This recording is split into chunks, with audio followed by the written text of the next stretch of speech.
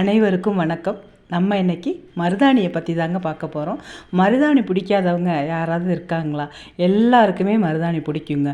மகாலட்சுமியோட அம்சமாக கருதப்படுற இந்த மருதாணியை நம்ம எல்லாருமே வீட்டில் வளர்க்கலாங்க. சொந்த வீடு உள்ளவங்க வீட்டில் வளர்க்கலாம். அப்படி இல்லாதவங்க சின்ன தொட்டியில் கூட நீங்கள் அழகாக இதை வளர்க்கலாம். இந்த மருதாணி உடம்புக்கு அவ்வளோ குளிர்ச்சியை கொடுக்கக்கூடியது. நம்ம 15 நாளைக்கு ஒரு நடை கூட இந்த மருதாணியை கையில் வைக்கிறது ரொம்பவே நல்லதுங்க. இந்த மருதாணி இருக்கிற 6 நாளும் யமன் நம்மளை அழைக்க மாட்டாரு அப்படிங்கிறது ஒரு ஐதீகம் இருக்குது. 6 நாள் வரைக்கும் உங்களுக்கு கையில் மருதாணியும் போகாது. இந்த மருதாணியை நம்ம கையில் வைக்கிறதுனால உடம்புல உள்ள சூட்டெல்லாம் தணிக்குதுங்க. இது நம்ம காலில் ஏற்படுற பித்த வெடிப்புக்கு இதை தடவும் போது பித்த வெடிப்பு உங்களுக்கு சுத்தமாக குறைஞ்சிடும். அப்புறம் பார்த்திங்கன்னா சில பேருக்கு ரொம்ப முடி உதிரும். சீக்கிரமே சின்ன வயசில் இளநரை வழுக்க இதெல்லாம் வந்துடுங்க. அதுக்கு இந்த மருதாணியை அரைச்சி நீங்கள் தலையில் அப்ளை பண்ணிவிட்டு ஒரு 10 நிமிஷம் வச்சுருந்துட்டு குளிச்சிங்கனாக்கா நல்ல ரிசல்ட் கிடைக்கும். எனக்கு சைனஸ் இருக்குது, அடிக்கடி ஜலதோஷம் பிடிக்கும் அப்படிங்கிறவங்க அதை எடுத்துக்காதீங்க.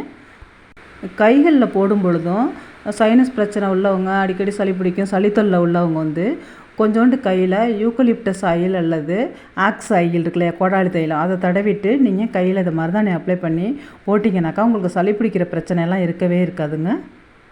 சளி பிடிக்குமோ அப்படின்னு நீங்கள் பயந்தீங்கன்னாக்கா இந்த மருதாணி இலை அரைக்கும் பொழுது மருதாணி இலையோட 2 ஏலக்காய், 2 கிராம்பு, ஒரு பட்டை இலை இருக்குல்ல, அந்த பட்டை இலை பிரிஞ்சி இலைன்னு சொல்லுவோம்ல, அந்த இலையும் வச்சு நல்லா அரைச்சிடுங்க.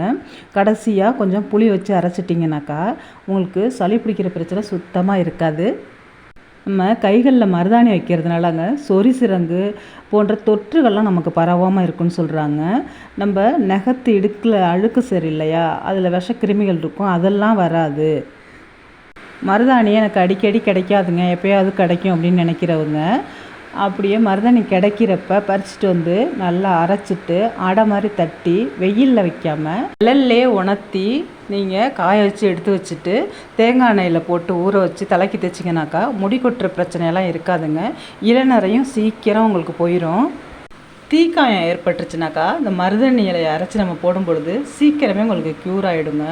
உங்களுக்கு வலிக்கிற தன்மையும் கம்மியாயிடும். மருதாணி போடும்பொழுது அந்த இடத்துல குளிர்ச்சி கொடுக்கும் உங்களுக்கு, அதனால் சீக்கிரம் உங்களுக்கு புண்ணு ஆறிடும். மருதாணி செடி வீட்டில் இருக்கிறது லட்சுமி கடாட்சத்தை கொடுக்குன்னு சொல்லுவாங்க. கண்டிப்பாக நீங்கள் வீட்டில் இதை வளங்க. இந்த வீடியோ பார்த்ததுக்கு நன்றி. நான் இன்னொரு வீடியோவில் உங்களை சந்திக்கிறேன். பாய்.